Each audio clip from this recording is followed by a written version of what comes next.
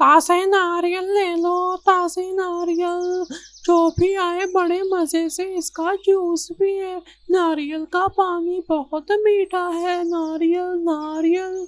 नारियल बेचते हुए इसकी आवाज टोनी चिड़िया सुन लेती है और वो इसके पास आती है। मिठू, नारियल का पानी मीठा तो है ना, बताओ मुझे जरा।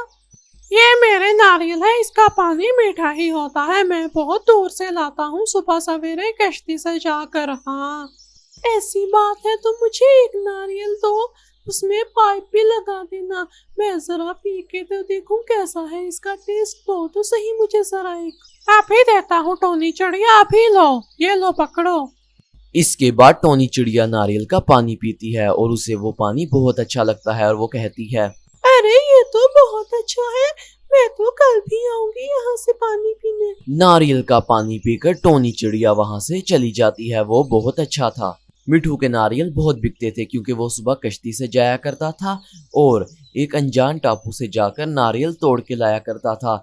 इसलिए मिठू तोते के नारियल पूरे जंगल में मशहूर थे और सब दूर दूर से उसका पानी पीने आया करते थे।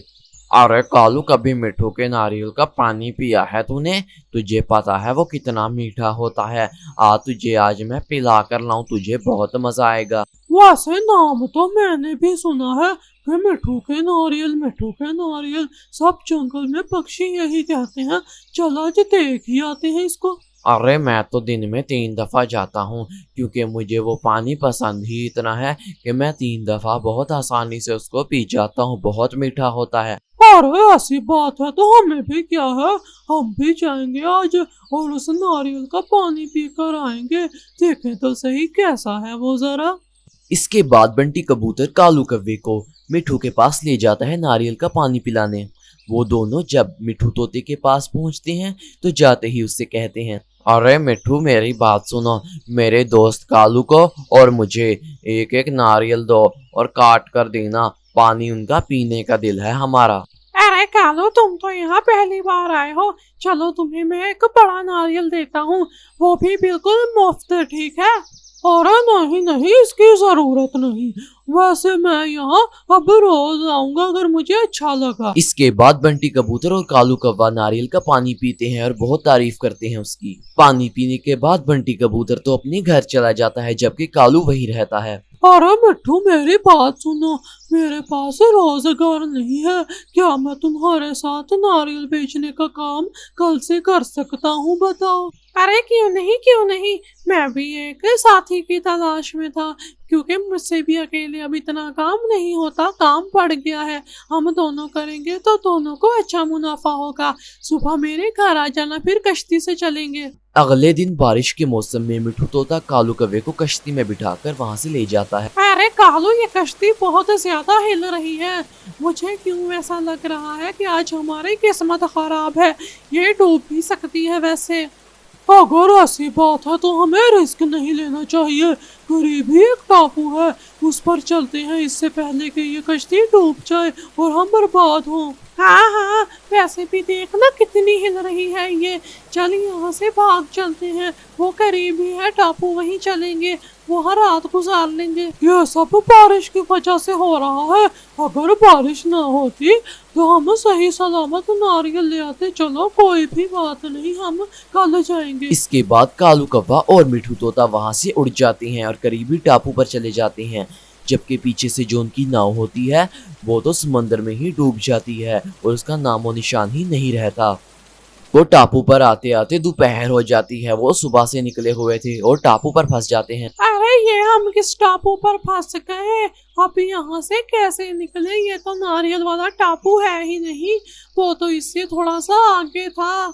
हमारे पंख भीग चुके हैं, अब हम यहाँ से उड़कर तो जा नहीं सकते, वैसे भी हमारा जंगल तो बहुत दूर है, हमें कुछ ना कुछ करना होगा। चल यहाँ फिर के आते हैं। सही कहा, जंगल का चक्कर लगाते हैं ताकि पता चल सके कि कोई खूंखार जानवर तो नहीं।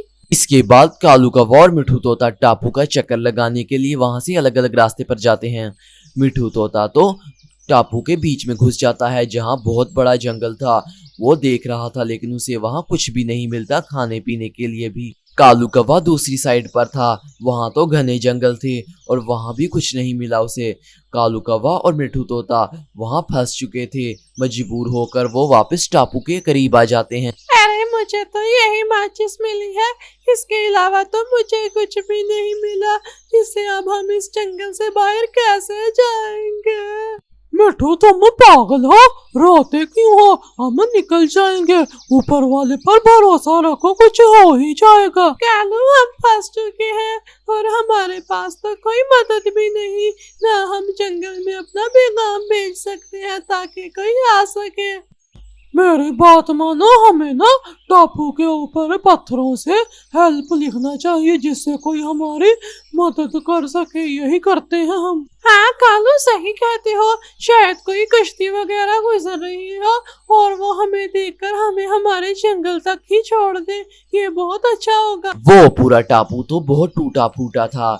वहां तो कुछ भी नहीं था सिवाय कुछ गिरे हुए दरख्तों के। मिठू और कालू तो वहां कुछ कर भी नहीं सकते थे। मिठू और कालू मिलकर पत्थरों से हेल्प लिख देते हैं जिससे आसपास गुजरने वाली कश्ती वगैरह उनको देख ले और उनकी मदद के लिए आ सके। मुझे लगता है कि हमारे जंगल वाले हमारी मदद के लिए जरूर आएंगे। हमें ऐसा करना चाहिए, कुछ दरख्त जला देते हैं ताकि उनकी नजर पड़ सके। उनको जो माचिस मिली थी वो उसकी मदद से पास लगे कुछ दरख्त जला देते हैं। अरे ये सही किया तुमने। अब अगर कोई भी गुजरेगा तो वो सीधा हमारी तरफ देखेगा और हमारी मदद के लिए उसे आना ही पड़ेगा।